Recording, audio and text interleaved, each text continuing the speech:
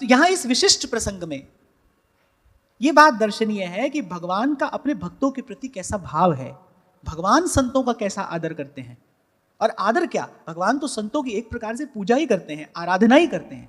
यही बात तो वैकुंठनाथ ने सनकादिक से उनकी स्तुति से पहले प्रसन्न हुए भगवान, उनके भाव की बड़ी प्रशंसा की और कहा कि नहीं, आपसे कोई भूल नहीं हुई, आपने जो किया सर्वथा उचित किया। ये दोनों उद्दंड थे, तभी तो इन्होंने इस प्रकार की क्रिया की जो कदापि नहीं की जानी चाहिए थी। यहां भगवान कह रहे हैं, यस्यामृतामलयशः श्रवणावगाः सद्यः पुनाति जगदाश्वपचाद्विकुण्ठः सोहं भवद्भ्य उपलब्ध सुतीर्थ कीर्तिः छिन्द्यां स्वबाहुमपि वह प्रतिकूल वृत्तिम्। इस श्लोक में दो बातें बहुत ध्यान देने की हैं। एक तो भगवान कह रहे, भाई मेरी कथा कीर्तन की महिमा ऐसी है, चांडाल भी हो वो भी यदि इस कथा कीर्तन का आश्रय लेगा तो तत्काल पवित्र हो जाएगा। उसे पवित्र होने के लिए फिर किसी और विधि अनुष्ठान की आवश्यकता नहीं है। भगवान ने कहा तभी तो मैं विकुंठ कहलाता हूं। फिर आगे भगवान ने कहा, लेकिन यह पवित्र कीर्ति मुझे आप लोगों की कृपा से ही तो प्राप्त हुई है, इसीलिए आपके विरुद्ध जो आचरण करेगा, भगवान कह रहे चाहे वो मेरी भुजाई क्यों ना हो, उसे मैं तत्काल काट डालूंगा।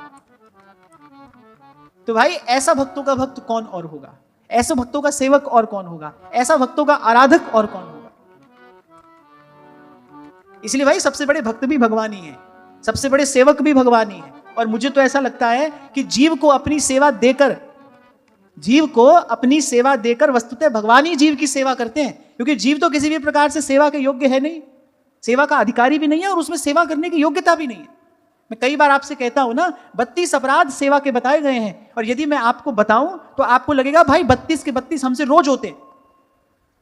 32 के 32 अपराध किसी ना किसी प्रकार हमसे रोज होते हैं, पर फिर भी प्रभु तो उस ओर ध्यान नहीं देते, हमें सेवा में रखा ही तो है। आपके सेवक से कोई अपराध हो जाए, आप करते हो उसे क्षमा? बताओ, बड़ा कीमती कांच का बर्तन आपके सेवक से टूट गया, आप क्षमा करोगे? और कुछ नहीं तो भाई डांटोगे, फटकारोगे तो जरूर ना।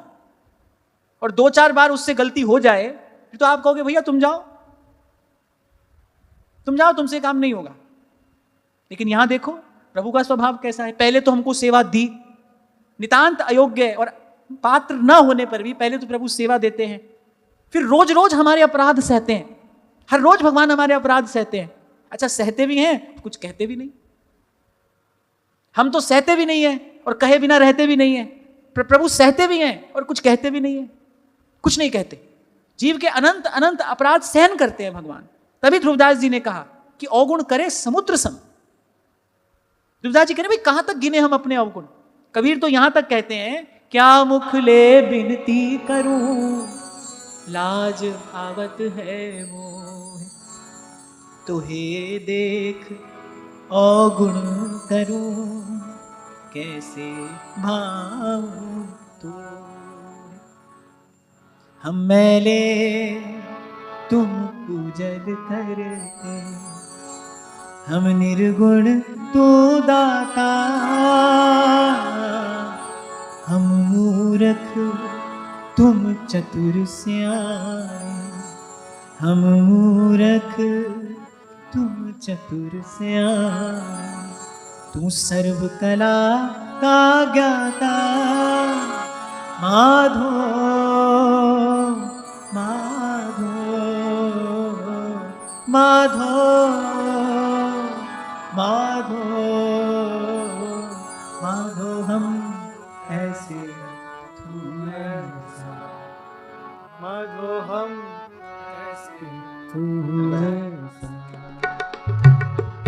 हम मैले तुम पूजल करते, हम मैले तुम पूजल करते, हम मैले तुम पूजल करते, हम मैले तुम पूजल करते। हम निर्गुण तू दाता, हम निर्गुण तू दाता, हम मूर्ख तुम चतुर स्याणे, हम मूर्ख तुम चतुर स्याणे।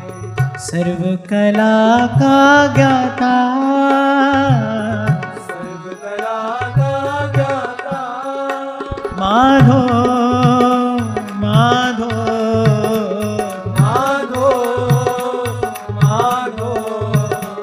माधो माधो माधो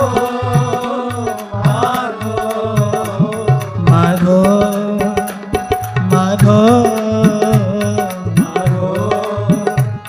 माधो हम ऐसे तू ऐसा माधो हम ऐसे तू ऐसा माधो हम ऐसे तू ऐसा माधो हम ऐसे तू ऐसा माधो माधो माधो माधो माधो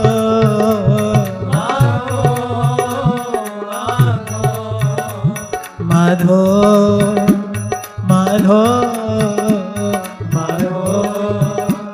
माधो माधो हम ऐसे तू ऐसा माधो हम ऐसे तू ऐसा माधो हम ऐसे तू ऐसा माधो हम ऐसे तू ऐसा यत्सेवया चरणपाद्म पवित्र रेणु सद्यः क्षताखिलमलं प्रतिलब्धशीलं न श्रीर्विरक्तमपि मां विजहाति यस्याः प्रेक्षालवार्थ इतरे नियमान् वहन्ति।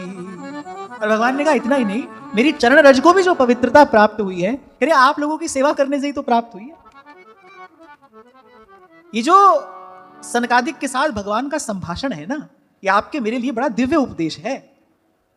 यद्यपि सकल लोक चूड़ामणि, पर कह रहे दीन अपनपो माने। आप बताओ क्या नहीं कर सकते भगवान? एकमात्र श्री कृष्ण ऐसे हैं, किसी भी श्राप या आशीर्वाद को विफल कर देने की सामर्थ्य है उनके पास। क्या नहीं कर सकते भगवान? और पर ऐसी सामर्थ्य होते हुए भी आप देखिए स्वभाव कैसा है। भगवान कह रहे हैं कि हाँ मैं मानता हूं कि मेरी चरण रज में पवित्र करने की सामर्थ्य है, पर लेकिन ये पवित्र करने की जो सामर्थ्य मेरी चरण रज में आई है, अरे आप सब संतों की, आप जैसे तपस्वी ब्राह्मणों की सेवा करने से ही तो आई है। कह रहे आपकी कृपा से ही तो हमको ऐसा सुंदर स्वभाव मिला है कि मेरे उदासीन रहने पर भी भगवान कोई बहुत अधिक ध्यान नहीं देते लक्ष्मी जी की ओर। ये बात यहां लिखी गई है। कहने पर मेरे बहुत उदासीन रहने पर भी कहने लक्ष्मी जी एक क्षण के लिए मेरे चरण कमल नहीं छोड़ती। वहां दूसरी ओर मनुष्य की बात तो क्या की जाए, बड़े बड़े देवता जिनके कृपा कटाक्ष के लिए ललायित रहते हैं कि एक बार ये हमारी ओर देख लें, कह रहे वो सदा हमारे चरण कमलों के संवाहन में निरत रहती हैं। यद्यपि हम उनकी ओर बहुत ध्यान नहीं देते, उनकी ओर से थोड़ा उदासीन रहते हैं, पर फिर भी केवल हमारे स्वभाव के कारण वो हमको नहीं छोड़ती। और ऐसा स्वभाव हमको आपकी कृपा से ही तो प्राप्त हुआ है। यहाँ एक बड़े रहस्य की बात समझ में आती है कि भाई जो समर्थ होते हुए भी विनम्र होगा ना, लक्ष्मी उसका त्याग नहीं करेगी। जो समर्थ भी हो पर साथ साथ में विनम्र भी हो। 3-4 दिन पहले इसी प्रसंग पर हमने चर्चा की थी ना, संपत्ति भी हो पर सत्संग की कृपा से सुमति भी हो। मैं तो बिल्कुल बुरा नहीं मानता कि आपके पास बहुत संपत्ति खूब हो, हमारी बहुत शुभकामना, खूब संपन्न समृद्ध हो आप, पर उसके साथ आपके जीवन में सत्संग भी हो, उसका साथ साथ आपका जीवन सुसंस्कृत भी हो, आपके जीवन में सद्भाव भी हो। संपत्ति का रक्षण सुमति करती है, सुंदर रूप की रक्षा संस्कार करता है। अगर संस्कार नहीं हुआ और केवल सुंदर रूप हुआ तो कुमार्ग पर चल पड़ोगे, खींच कर ले जाएंगे संसार के ये विषय, ये वासनाएं आपको। अगर संस्कार ना हुआ, पवित्रता ना हुई, फिर अंधकूप में पतन हो जाएगा। तो संपत्ति की रक्षा सुमति करती है। सुंदर रूप हो तो उसकी रक्षा के लिए संस्कार चाहिए, और यदि आपके पास में सत्ता है तो फिर आपको संभाले रखने के लिए आपके पास सद्भाव होना चाहिए, सबके प्रति सद्भाव होना चाहिए। तो यहां एक बात समझ में आ जाती है कि भाई सामर्थ्य भी हो और साथ में विनम्रता भी हो, फिर लक्ष्मी त्याग नहीं करती। यहां भगवान कह रहे भाई आपकी कृपा से हमको ऐसा सुंदर स्वभाव मिला, हम तो बहुत ध्यान नहीं देते इनकी ओर, पर फिर भी हमको छोड़कर कहीं नहीं जाती। और लक्ष्मी जी कौन है? भगवान कह रहे हैं ये वही हैं जिनके एक कृपा कटाक्ष की लालसा लिए देवता बड़े बड़े साधन, बड़े बड़े अनुष्ठान करते हैं। भाई इनकी एक बार कृपा दृष्टि हम पर हो जाए। जब लक्ष्मी जी प्रकट हुई तो उनके मन में यही भाव तो था, भाई उसी के पास जाऊंगी, उसी का वर्ण करूंगी जिसका ध्यान मेरी ओर ना हो। और पुराणों में तो बड़े विस्तार से इस कथा का वर्णन किया गया है। बोले देवता और दानव तो छोड़ो, बड़े बड़े ऋषि मुनि भी, वो भी बड़ी लोभ भरी दृष्टि से लक्ष्मी जी की ओर देख रहे थे। लक्ष्मी जी को बड़ा संकोच हुआ, बोले देखो ये बड़े त्यागी तपस्वी हैं और किस दृष्टि से हमारी ओर देख रहे हैं। उस समय कौन था? केवल एक श्रीमद नारायण थे, अपने निजानंद में मग्न। बाद में किसी ने भगवान से पूछा, बोले उस समय आपको किसी आनंद में मग्न देखकर ही लक्ष्मी जी आपके पास आई थी। अरे बाकी सब लक्ष्मी जी की ओर देख रहे थे, आपका ध्यान कहीं और था। आपके अर्धनिमीलित नेत्र बता रहे थे आप मन ही मन किसी का ध्यान कर रहे हैं और आपको उस ध्यान से बड़ा आनंद भी मिल रहा है। उसी आनंद से खिंची चली आई लक्ष्मी जी आपके पास। किसने पूछा? नारद जी सरीखे किसी भक्त ने पूछा होगा। फिर जरा हमको बताइए किसका ध्यान कर रहे थे? तब ठाकुर जी ने इस रहस्य का उद्घाटन किया। हम अपने भक्तों का ध्यान कर रहे थे, हमको बड़ा आनंद हो रहा था। उस आनंद से लक्ष्मी जी खिंची चली आई। तभी भगवत रसिक देव कहते हैं, माया को सब जग भजे, माधो भजे न को, जो कदापि माधो भजे, माया चेरी हो। और इतना ही नहीं, कह रहे माया चेरी होए, रहे पगसों लपटानी। माया चेरी होए, रहे पगसों लपटानी। फिर आगे भगवान कह रहे हैं, कह रहे योग माया का अखंड और असीम ऐश्वर्य मेरे अधीन है। मेरे चरणामृत को त्रिलोकीनाथ भगवान शंकर अपने मस्तक पर धारण करते हैं और वो मेरी चरण धोवन तीनों लोगों को पवित्र करती है। कह रहे ऐसा पवित्र परमेश्वर होकर भी मैं तो आप ही संतों की चरण रज अपने मस्तक पर धारण करता हूं। मुझे ये पवित्रता आप संतों के श्री चरणों से ही तो प्राप्त हुई है, आपकी सेवा से ही तो प्राप्त हुई है। इसलिए व्यास जी कहते हैं, व्यास बड़े हरि के जना, हरि ही नवावत माँ, जिनके ही में बसत है तीन लोक के नाथ। बड़े हरि के जना, बड़े हरि के जना। अब भगवती श्रुति कहती है भाई वही बड़े से बड़ा है। अणो अणोरणीयान महतो महीयान, भाई वो छोटे से छोटा भी है, वही बड़े से बड़ा भी है। तो व्यास जी कह रहे ना ना, उससे भी बड़ा कोई है, भगवान से भी बड़ा कोई है। कह रहे भगवान को अपने हृदय में धारण करने वाले भगवान से भी बड़े हैं। वो भगवान जो अनंत कोटि ब्रह्मांड नायक है, जिनके एक एक रोम में कोटि कोटि ब्रह्मांड समाये हैं, उन भगवान को भक्त भक्ति के बल पर अपने हृदय में धारण करता है। जिनके हिय में बसत हैं तीन लोक के नाथ, बड़े हरि के जना, बड़े हरि के जन।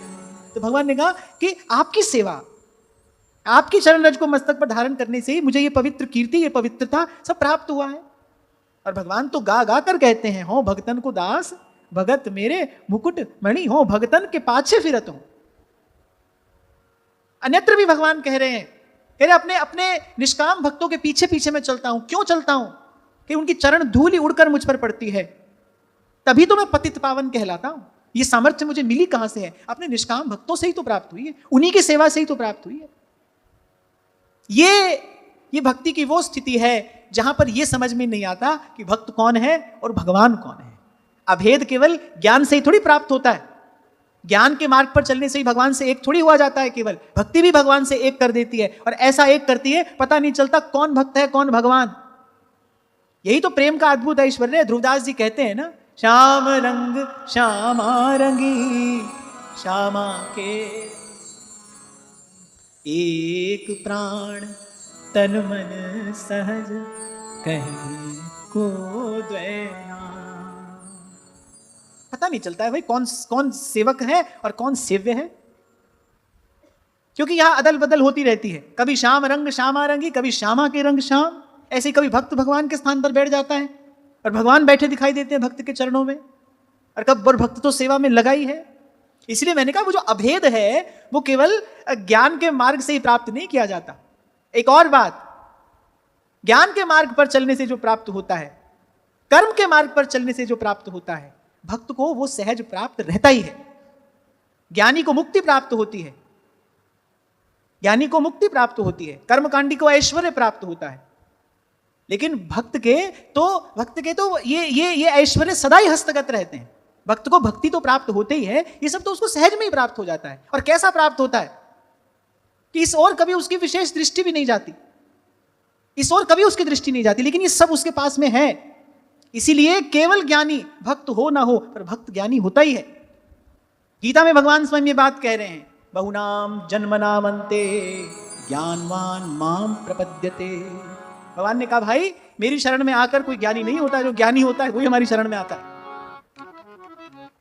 जो ज्ञानी है वही मेरी शरण में आएगा, जिसके उर अंतर में गुरु की कृपा से ज्ञान का प्रकाश हो गया है, वही तो मुझे स्वरूप से जानकर मेरे चरणों में मनसा वाचा कर्मणा पूर्ण समर्पण करेगा, वही तो आत्मनिवेदन तक पहुंचेगा, जिसके हृदय में मेरे स्वरूप का प्रकाश हो गया है।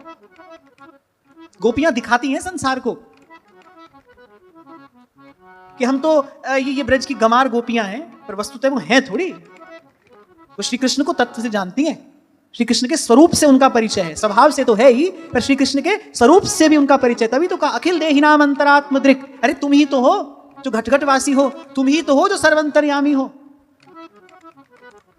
जब भगवान ने कहा कि ऐसे आधी रात को आ गई पर पुरुष के पास, नहीं हम पर पुरुष के पास नहीं आई हैं, हमें भरमाने का प्रयास मत करिए, हम परम पुरुष के पास में आई हैं। हम जानती हैं ये जितने साधन हैं जो आप कह रहे हैं ना हमसे करने के लिए, ये जितने साधन हैं आप तक पहुंचने के लिए ही हैं, आपकी प्राप्ति करने के लिए है।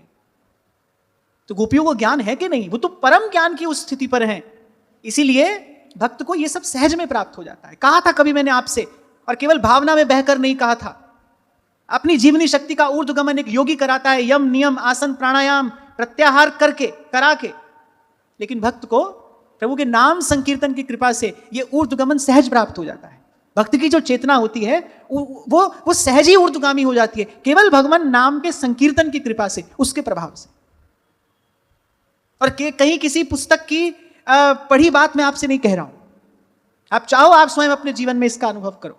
नियम से उच्च स्वर से कुछ देर के लिए भगवान नाम का संकीर्तन करो, करतल ध्वनि करते हुए भगवान नाम का संकीर्तन करो। आप देखो थोड़े से समय में आपकी वो जो जीवनी शक्ति है उसका ऊर्ध्वगमन आरंभ हो जाएगा। ये भगवान नाम की अद्भुत महिमा है, विशिष्ट महिमा है। तो जो एक योगी बड़े कठिन कठिन साधनों से भी प्राप्त नहीं कर पाता, भगवान के भक्त को सहज में मिलता है, और उसकी कोई कभी इस ओर दृष्टि भी नहीं जाती। मुक्ति तो भगवान के भक्त के पास है ही। एक और बात आपको बता दूं, संसार के बंधनों से मुक्त होकर ही कोई भक्त होता है। बंधन में बंधा प्रेम नहीं कर सकता किसी से। सब बंधनों से मुक्त होकर ही कोई भक्त होता है, कोई प्रभु से प्रेम करता है। खैर यहां भगवान गा रहे हैं अपने भक्तों की महिमा। मेरे भाई हमारे पास जो सब है ना, तो आपकी कृपा से है। अब समझ नहीं आ रहा है यहां पर वस्तुतः उपासक कौन है, उपास्य कौन है, कौन आराधना करने वाला है और कौन आराध्य है, समझ में नहीं आ रहा। आगे एक और बड़ा महत्वपूर्ण श्लोक यहां कहा, भगवान कह रहे हैं,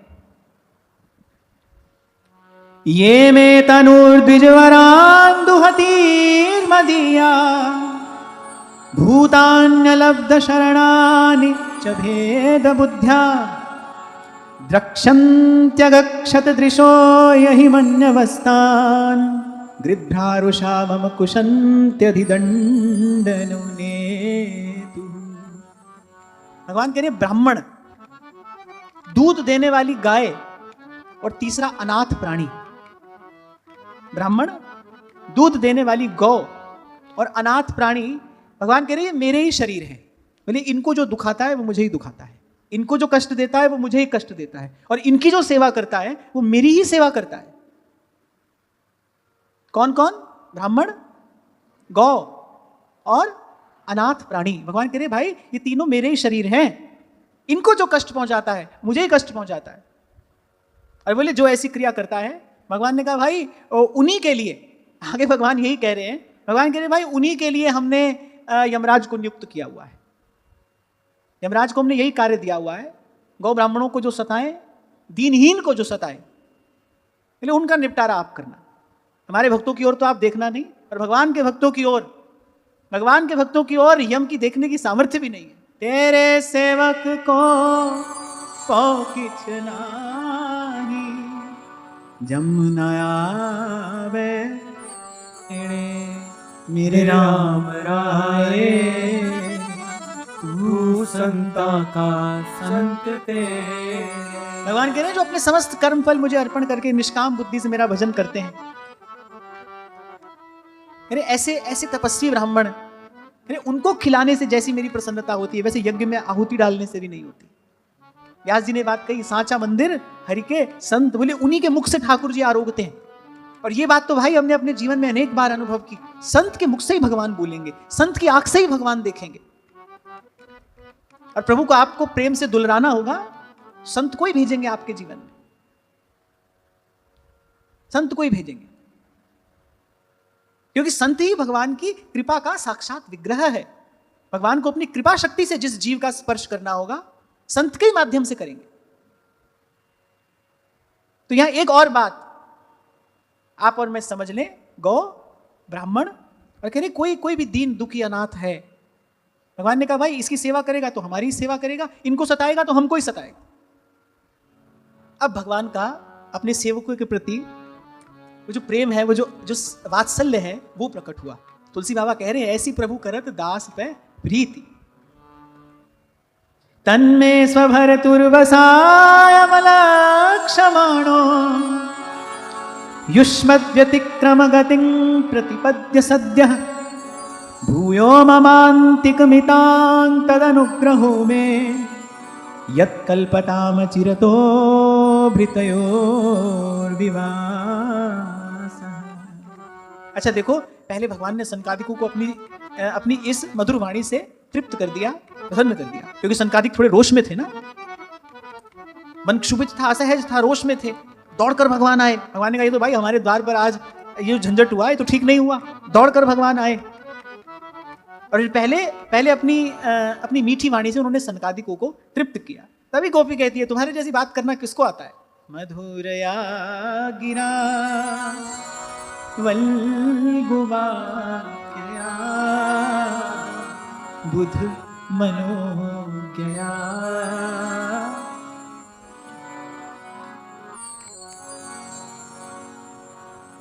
तो भगवान ने कहा कि इन्होंने गलती की,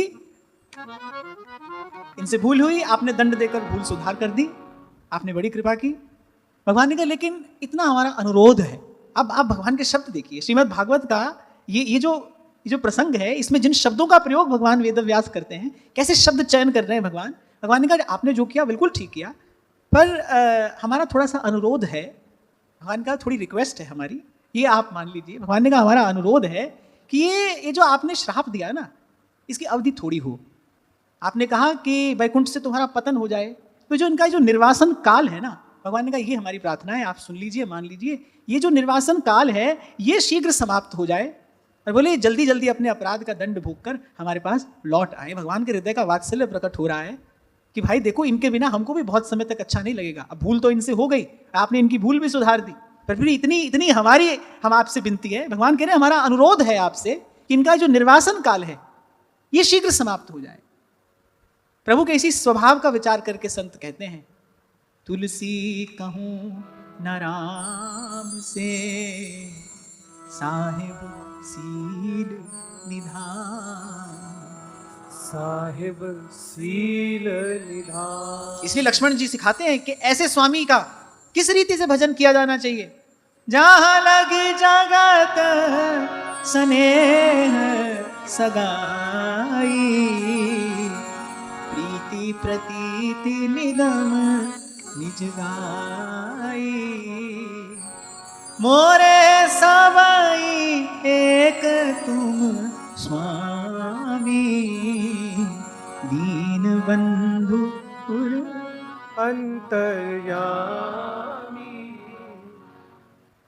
अरे तभी तो श्री कृष्ण के हाथ में केवल वंशी है, उनको शस्त्र की आवश्यकता ही नहीं है। वो अपनी बोलन से, अपनी चितवन से, अपनी हसन से अपना सब कार्य सिद्ध कर लेते हैं। कोई फकीर कहता है, कह रहे ओदे हाथ विच तीर तलवार भी नहीं, तो उसके हाथ में कोई तीर तलवार भी दिखाई नहीं पड़ता। कह रहे ओदे हाथ विच तीर तलवार भी नहीं, तो ओदा खाली जांदा वार भी नहीं, लेकिन उससे कोई बच भी नहीं पाता है।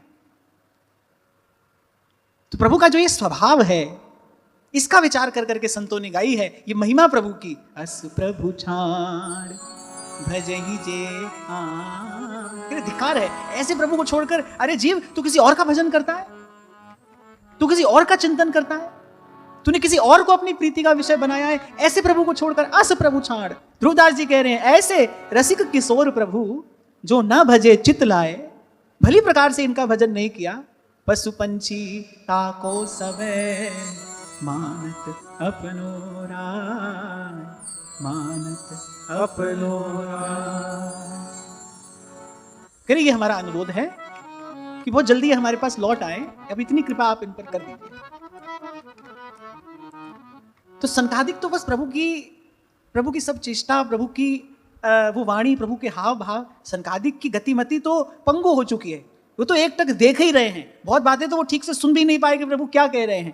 प्रभु के मुख से झरती ये वाणी की सुधा, मन प्राणों को झंकृत कर देने वाला प्रभु का वो स्वर, मेघ गंभीर भगवान की वाणी, और ऐसी अपरूप रूप माधुरी, ये सब एक साथ कैसे झेल पाते सनकादिक। आज तक तो मन ही मन इसका ध्यान किया था, आज ये सब चारों ओर से बरस पड़ा, सनकादिक कैसे झेल पाते। अरे बस जो भगवान ने कहा, जैसे जैसे कोई किसी पर मोहिनी मंत्र डाल देता है ना, ऐसे भगवान के शब्दों ने सनकादिक पर मानो मोहिनी मंत्र डाल दिया। और जब कोई मोहिनी मंत्र डाल देता है ना, तो कहने वाला कहता है ऐसे, तो कहता है हाँ ऐसे करे, वैसे तो करे है वैसे। सनकादिक करें हाँ प्रभु जो आप कह रहे हैं सब ठीक ही है, आपने जो कहा सब उचित है। अब सनकादिक की बारी आई, अब वो हाथ जोड़ रहे हैं। पहले प्रभु हाथ जोड़ रहे थे, अब सनकादिक हाथ जोड़ रहे हैं। तब मुनियों ने कहा, बोले ये जो आप कह रहे हैं, बोले हमारी समझ में तो कुछ आ नहीं रहा। क्या नहीं आ रहा? बोले आप कह रहे हैं कि आपकी कृपा से हमको ये मिला, आपकी कृपा से हमको ये मिला, आपकी सेवा के प्रताप से लक्ष्मी जी हमारे चरणों में बैठी हैं, आपकी कृपा से हमको सुंदर स्वभाव मिला, आपकी चरण रज की सेवा करके मैं पवित्र कीर्ति हुआ हूं। तो सनकादिक कह रहे हमको तो कुछ भी समझ नहीं आ रहा। अब नन्हे बालक, 5 वर्ष की उनकी अवस्था, और भगवान ने डाल दिया ये मोहिनी मंत्र। अभी तो केवल देखा ही था, अभी तो केवल भगवान के उस रूप का दर्शन ही किया था, तो ही मति की गति भई पंगु। किंचित प्रभु का स्वरूप हृदय में प्रकाशित हो जाए। अभी आज चर्चा के आरंभ में यही मैंने आपसे कहा ना भाई, ये सब झंझट कोई प्रयास करके छोड़ना थोड़ी पड़ता है, छूट ही जाता है। इसीलिए आपका मेरा मार्ग सरल करने के लिए ध्रुवदास जी कह रहे हैं, कह रहे तू पहला काम एक कर, प्रथम नाम हरिवंश हित रट रसना दिन रैन। फिर इसकी कृपा से सब होगा। क्या होगा भाई? जब चेतना नाममय हो जाएगी, जब नाम भीतर रमने लगेगा, रच बस जाएगा, तो फिर जो नाम का सार स्वरूप रूप है वो प्रकट होगा ना, वो झलकेगा भीतर। पहले क्या होगा? पहले हमारे अंतःकरण की शुद्धि होगी, मन का दर्पण साफ होगा, फिर उस दर्पण में उस रूप की झलक पड़ेगी, और कैसी जैसे वो रूप झलकेगा भीतर। फिर ये सब झंझट छोड़ना थोड़ी पड़ेगा। अरे ये सब तो बहुत पीछे छूट जाता है। मैं दोनों कान पकड़कर हाथ जोड़कर ये बात कह रहा हूं, क्योंकि भाई ना जानो छिन अंत कवन बुद्धि घटई प्रकाशित। फिर किंचित गुरु कृपा से इस अमर फल का एक अमृत बिंदु आपके हिस्से आ जाए, फिर ये सब यहीं का यहीं धरा का धरा रह जाता है। फिर आपको ना इसे उठाना है, ना इसको यहां से हटाना है। फिर ना ये आपको सुख देता है, ना आपको दुख देता है। जैसे किसी वस्तु का अस्तित्व समाप्त हो जाता है ना, वो है पर आपके लिए नहीं है। ऐसे संसार का अस्तित्व समाप्त हो जाता है। क्यों? क्योंकि आपकी सारी चेतना नाम रूपमय हो जाती है। यही संकेत भोली सखी ने किया। जब नाम का स्वाद आता है, जब सांस सांस नस नस में रमता है नाम, और जब नाम का स्वाद आता है, तब कुछ ऐसी स्थिति होती है। आपको याद हो, मैंने आपसे कहा था कि कभी कभी मुझे लगता है कि जो भगवान का अर्चा अवतार है, उसमें भगवान की करुणा सर्वाधिक प्रकट हुई है। क्योंकि भाई सबको सुलभ हो गए भगवान, पर मुझे लगता है उससे भी अधिक करुणा जो है वो भगवान की नामावतार में प्रकट हुई है। अर्चावतार की सेवा का अधिकार भी किसी को है, किसी को नहीं। कोई कर सकता है, कोई नहीं कर सकता। पर ये जो भगवान की नाम मूर्ति है, ये जो नाम रूप भगवान का जो विग्रह है, इसमें भगवान की सर्वाधिक करुणा प्रकट हुई है। और इस नाम का जब कोई आश्रय लेता है, जिसमें भगवान की सबसे अधिक कृपा, सबसे अधिक करुणा प्रत्यक्ष है, इस नाम का जब कोई आश्रय लेता है, तो नाम क्या देगा उसको? अरे क्या नहीं देता नाम। इसलिए कह रहा हूं, ये सब यहीं का यहीं रह जाता है। छोड़ना पकड़ना सब छूट जाता है। क्या क्या छोड़ना है, क्या पकड़ना है, सब छूट जाता है। इसीलिए पहले दिन से मैं आपसे एक बात कहता आ रहा हूं, आप नाम जपो। आपके लिए जो ठीक होगा वो आपके पास रह जाएगा, और जो आपके लिए ठीक नहीं होगा वो एक और हो जाएगा। आपको एक उदाहरण दिया था ना मैंने, किसी पात्र में मैला जल भरा हो, तो निर्मल जल की धारा के नीचे आप उस पात्र को रख दो। आप देखो थोड़ी देर में क्या होगा, भीतर का जो जल है सारा बाहर चला जाएगा, और निर्मल जल से वो पात्र भर जाएगा।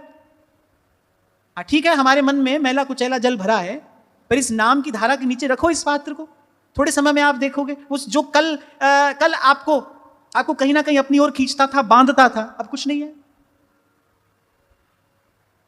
और श्री हरिवंश प्रमाण मनम। ये तो भाई ये तो आत्मानुभव की बात है, ऐसा ही होता है। खैर हम तो फिर चले वहां प्रभु के निकट। अब नन्हे नन्हे वो 4 सनकादिक ऋषि हैं, कहाँ भगवान का रूप है, फिर भगवान की वो मुनिमन मोहिनी वाणी है, और उसमें भी ऐसी सुंदर सुमधुर वाक्य रचना है। अब उन्होंने कहा प्रभु हमको तो कुछ समझ नहीं आ रहा, ये आपके जो शब्द हैं इनका अभिप्राय तो हम समझ नहीं पा रहे। बोले अब आपकी माया तो आप जाने, आपकी लीला आप जाने, हम तो आपको बार बार नमस्कार करते हैं, नमस्कार करते हैं, नमस्कार करते हैं। हम इतना जानते हैं कि आप संतों के, ब्राह्मणों के, गौओं के मेरे परम हितकारी हैं, इसलिए लोग को शिक्षा देने के लिए आप जो कह रहे हैं वो सब ठीक है। आप कह रहे हैं कि ब्राह्मणों की, भक्तों की, संतों की सेवा से, उनकी कृपा से मुझे ये सब वैभव प्राप्त हुआ है, पर उनके पास जो शक्ति है, यदि एक क्षण के लिए हम आपकी बात मान भी ले, उनकी सेवा से आपको वैभव प्राप्त हुआ, तो उनमें जो शक्ति आई है वो तो आपके ही भजन से तो आई है। 2-3 दिन पहले आपसे मैं कह रहा था ना भाई कि अगर इस दृष्टि से देखो, सब परत हटाकर देखो, तो भाई कोई एक ही तो है, किसी का भी आशीर्वाद कहीं फलीभूत हो रहा है, तो भाई मूल में शक्ति तो भगवान की है ना। मैं बस बार बार आपसे उसी एक परम सत्ता का आश्रय लेने की बात कहता हूं। कभी कभी मेरी बात सुनने वाले को थोड़ी अटपटी लग जाती है जब मैं कहता हूं और देव सब रंग भिखारी त्यागे बहुजु अनेक। पर भाई जिसने प्रभु को पाया है उसने तो अनन्य भक्ति के ही मार्ग से पाया है ना। और देवता चित्त न धरे, ये जो बार बार एक की ओर मैं आपका ध्यान खींचता हूं ना, इसलिए भाई सबसे पहले तो हम यही करें, वो जो एक है, जो सगुण भी है, जो निर्गुण भी है, और जो इन दोनों से न्यारा भी है, वो जो माया काल से परे है, जिसके कारण ये सब है, जो भीतर बाहर रचा है, बसा है, समाया है, जिससे न्यारा कोई और है नहीं और हो नहीं सकता। सब कह देने के बाद भी जो रह जाता है, सब समाप्त होने के बाद भी जो बच जाता है, जो आदि में भी है, मध्य में भी है और विश्राम में भी है।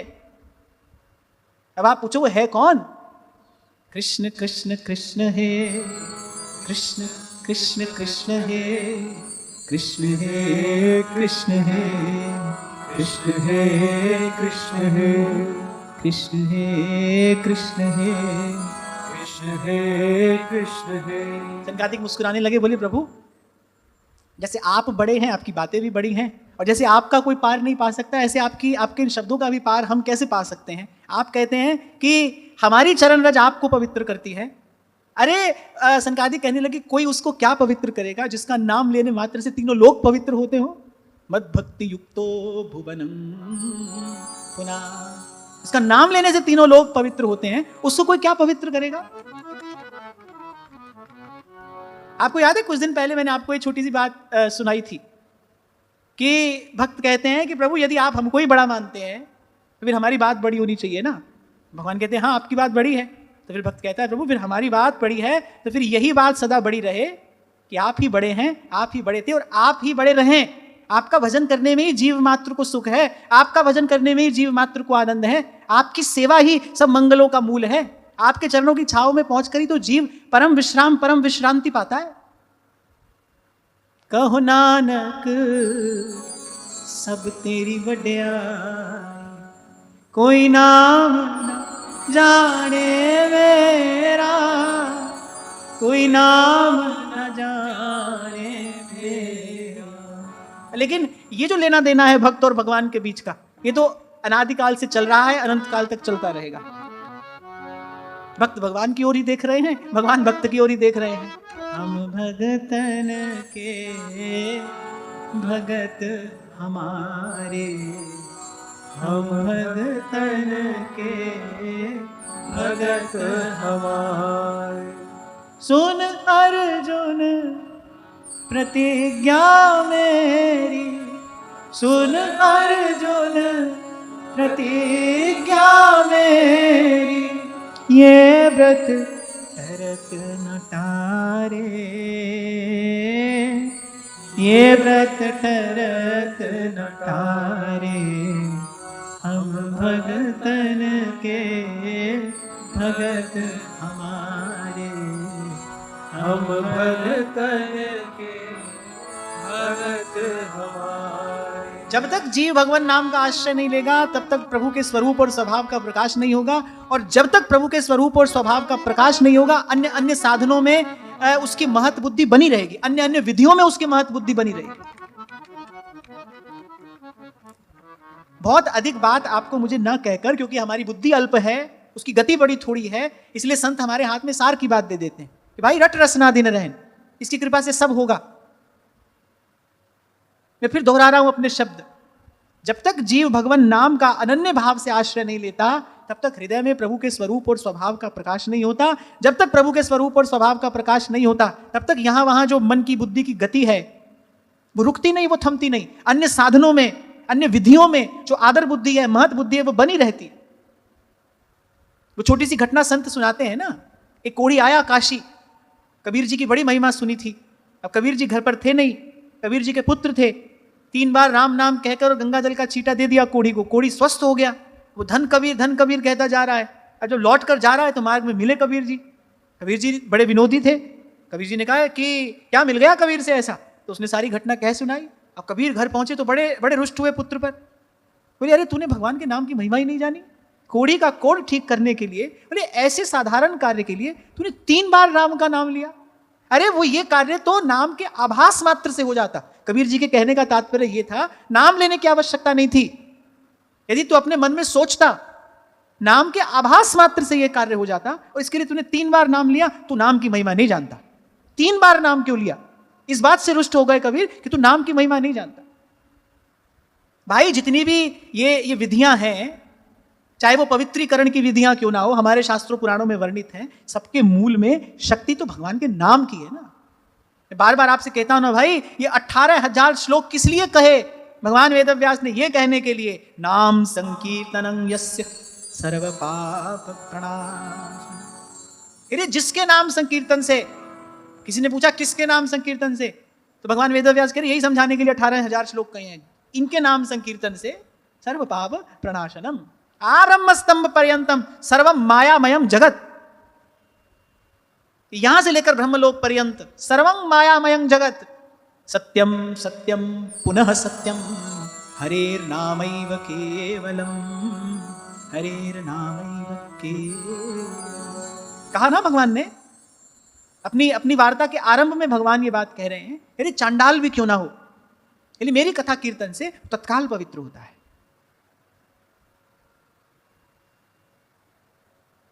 इसलिए काल की गति का विचार करते हुए, जीव की सामर्थ्य का विचार करते हुए, और नाम भगवान की सामर्थ्य और कृपा करुणा का विचार करते हुए सब संत सयानों ने एक मत से इसी को भक्ति सिद्धांत स्वीकार किया है।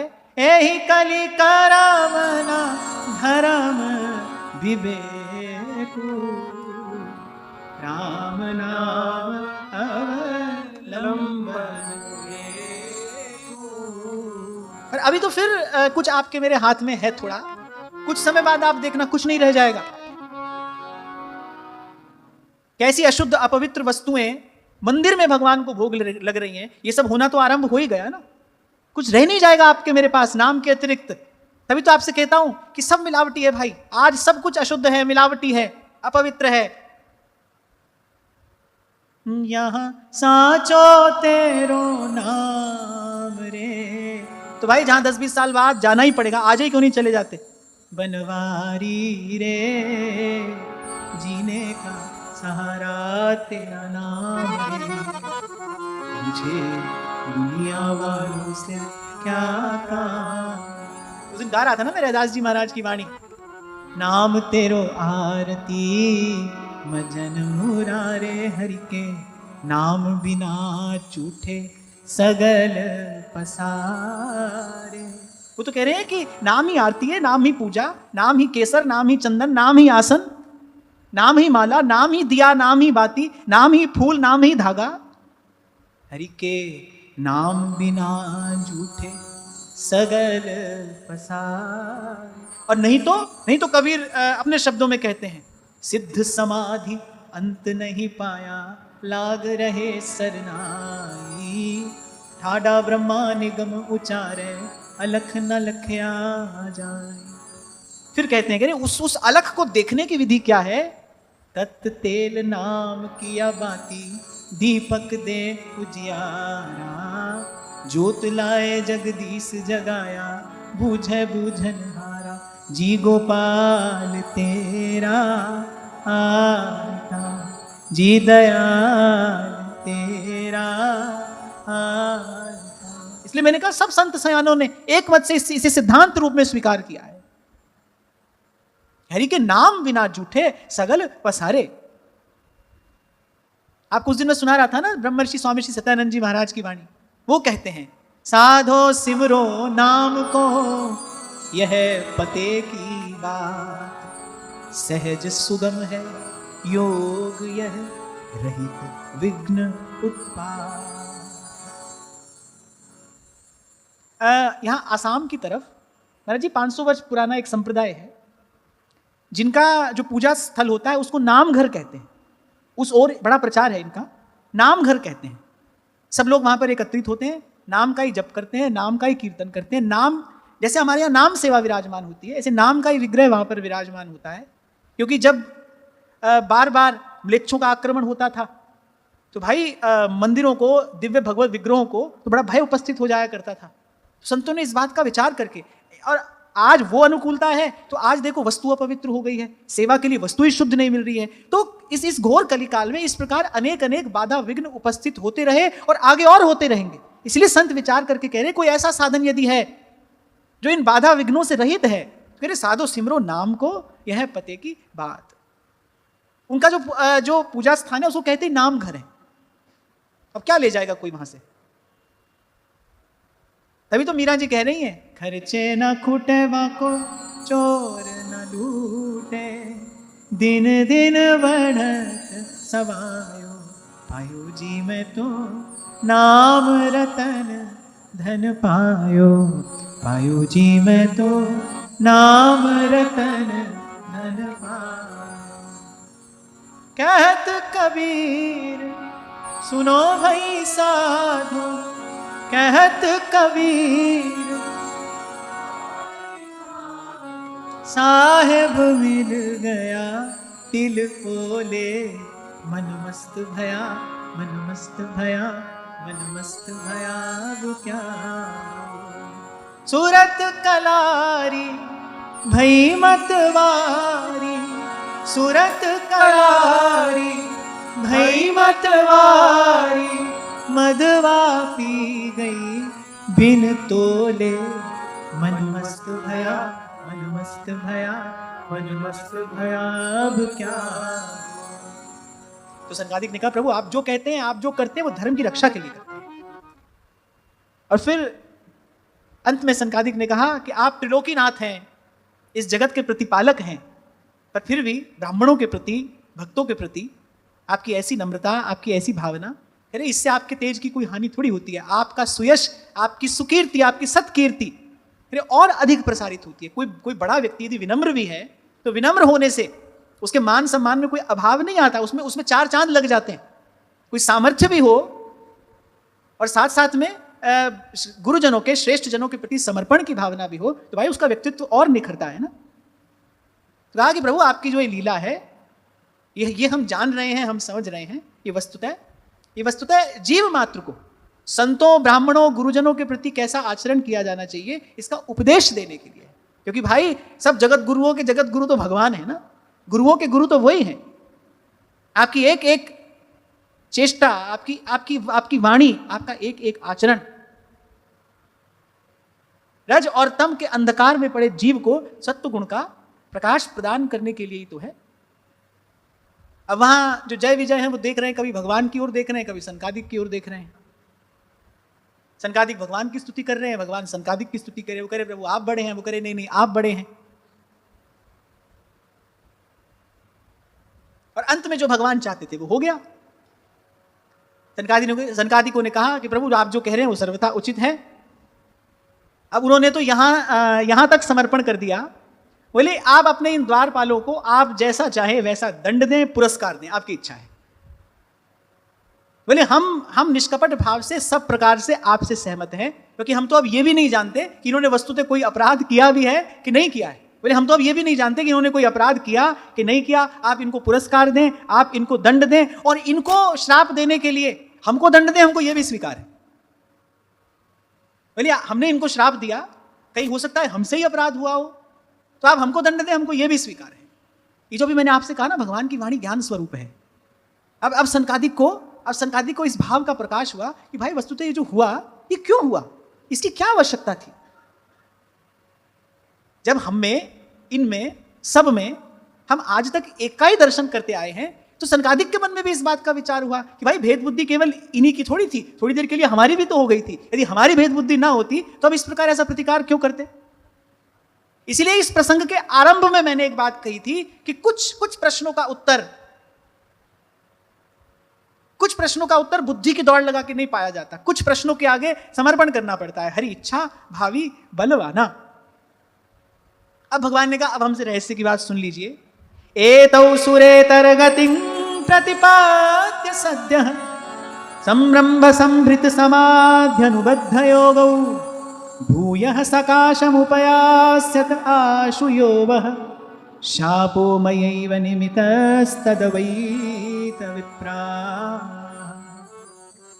अब जब थोड़ा संकोच में भगवान ने सनकादिकों को देखा, उनको लग रहा है भाई कहीं हमसे ही तो गलती नहीं हो गई, हमने ही तो कहीं इनको बेचारों को ऐसे ही अनावश्यक श्राप नहीं दे दिया, हम ही तो कहीं अधिक क्रोध नहीं कर बैठे। उनको लगने लगा भाई हमसे ही कोई गड़बड़ हो गई है। तो भगवान कहने लगा नहीं, किसी से कोई गड़बड़ नहीं हुई है।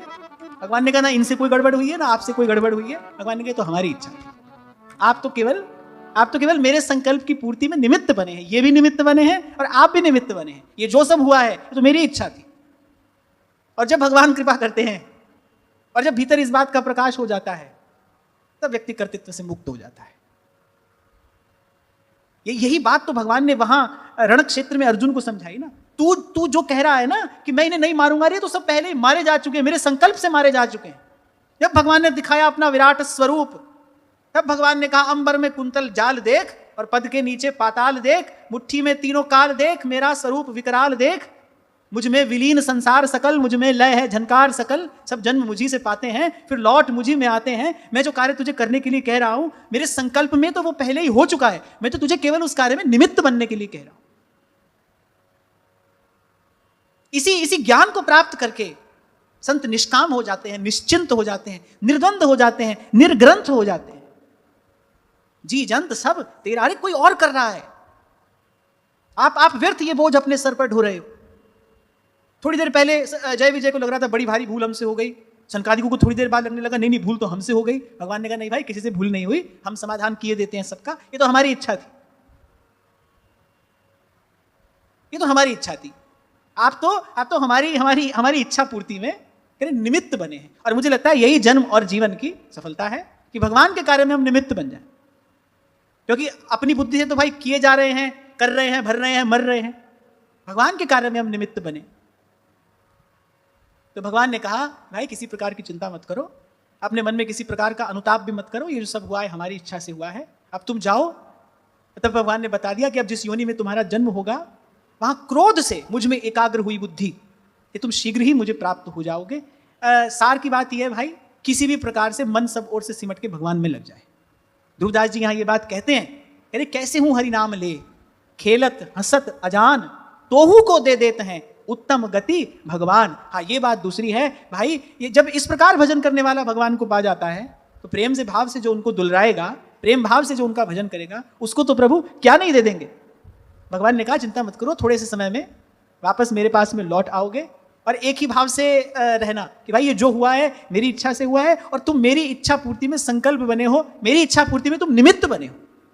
इसी भाव से रहना। और भगवान ने आश्वासन दे दिया भाई ये जो सब हुआ है थोड़े से समय में ये सब झंझट निपट जाएगा, और जिस स्थान से तुम जा रहे हो इसी स्थान में वापस लौट आओगे। अब जय विजय ने भी सोचा भाई जब इनकी यही इच्छा है तो बहुत अधिक विचार हम क्या करें।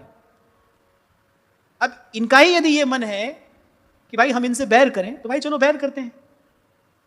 स्वामी की इच्छा हो कि भाई आओ हमसे दो दो हाथ करो, सेवक बेचारा क्या करेगा, वो तो सेवक ही है, तो उसको दो दो हाथ करने ही पड़ेंगे। संत तो ये भी सुनाते हैं, एक बार वैकुंठनाथ के मन में इच्छा हुई कि भाई आज हमारा मल्ल युद्ध करने का मन है, तो उन्होंने जय विजय से कहा बोले तुम दोनों, मैं अकेला, आओ। अब कहने लगे नहीं आपसे कैसे लड़ सकते हैं हम, आपसे कैसे झगड़ा करेंगे, आपसे कैसे युद्ध करेंगे? भगवान ने कहा हमारी इच्छा, बोले नहीं हम ऐसा नहीं कर सकते। भगवान ने कहा जो हमारी इच्छा है वो तो होगा, तुम ऐसे नहीं कर सकते तो हम तुमसे वैसे करा लेंगे, तुम ऐसे नहीं कर सकते तो हम तुमसे वैसे करा लेंगे। तो जय विजय ने कहा कि ठीक है, जब कराएंगे तब देखा जाएगा। अब आज भगवान ने अपनी तिरछी चितवन से देखा, बोले जो उसी दिन हमसे लड़ लिए होते, आज ये सब झंझट होता ही नहीं। हमने कहा था हमारी तुमसे मल्ल युद्ध करने की इच्छा है।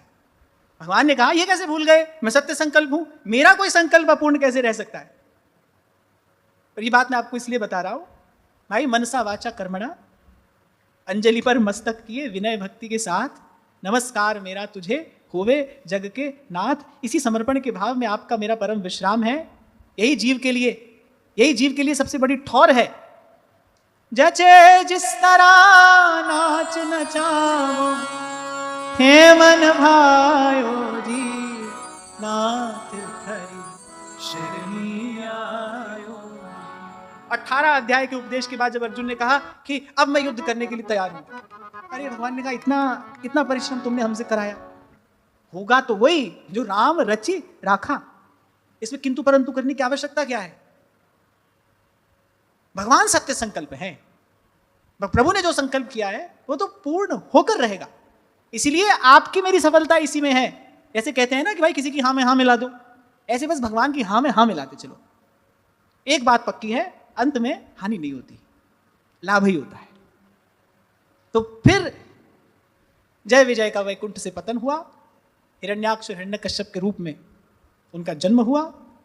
और मैत्रेय मुनि ये प्रसंग सुना रहे थे विदुर जी के पूछने पर विस्तार से कि किस प्रकार वराह भगवान जब जल से पृथ्वी का उद्धार कर रहे थे तो हिरण्याक्ष के साथ उनका युद्ध हुआ। विदुर जी ने पूछा तो मैत्रेय मुनि ने ये सारी कथा विस्तार से कह सुनाई। आज की वार्ता यहीं श्री जी के